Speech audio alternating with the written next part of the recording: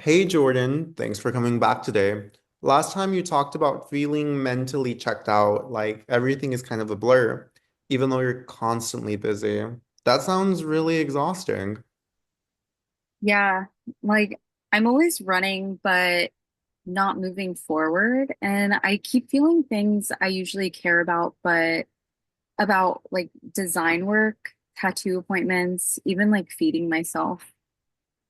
No, that really paints a picture of how much pressure you're under. So, I'd like to introduce a short tool that might help us name what you're carrying a little bit more clearly.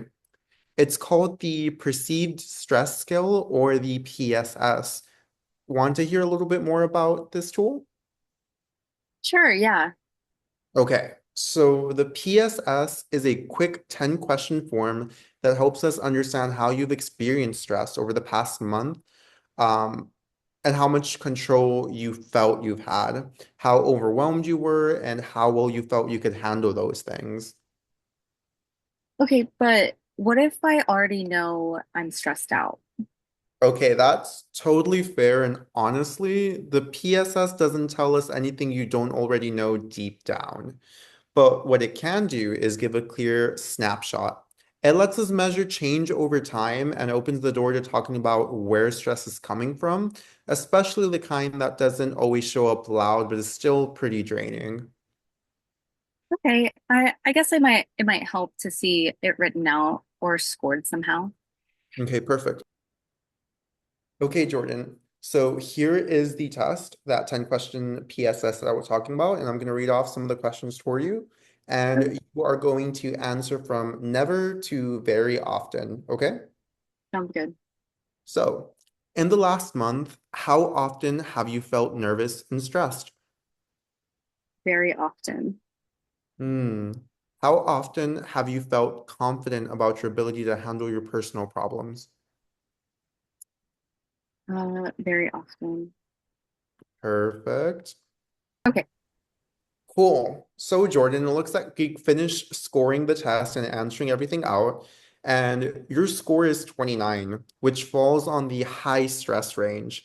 That lines up with everything you've shared: trouble sleeping, creative fatigue, panic symptoms, the constant internal noise. This number just gives us confirmation that your system really is maxed out. It's weird. I feel both validated, but like, duh, obviously, but also maybe a little like I just might be a little dramatic. Yeah, that makes a lot of sense. And you're not being dramatic. Your body and mind are giving off alarm signals. This score gives us a starting place to track what helps over time, whether that's boundaries, sleep changes, nervous system work, or maybe even reworking some of those inherited expectations. Something I also want to check in on sometimes with Latinx households, especially creative ones, is that there could be mixed messages about stress. Like if you're not doing physical labor or working two jobs, you just don't deserve to feel burned out. Does that come up for you? Yeah, for sure. I mean, my family doesn't really get what I do for a living, and they think being stressed means you're soft. So, no language for this kind of feeling of overwhelmed. No, I hear that too. Um, this tool isn't here to replace your story, it's just here to support it. Stress is real even when it's invisible, and naming it is a step towards reclaiming some of that power. So, we've just taken the test, we've gotten a score, we've gone over a couple of different things. We'll revisit this test in a few weeks and see if the score changes as we work on recentering you and trying to minimize stress through different avenues. Does that sound okay with you? Yeah, I think I need that. It's something to just help keep track of the fog. Amazing. And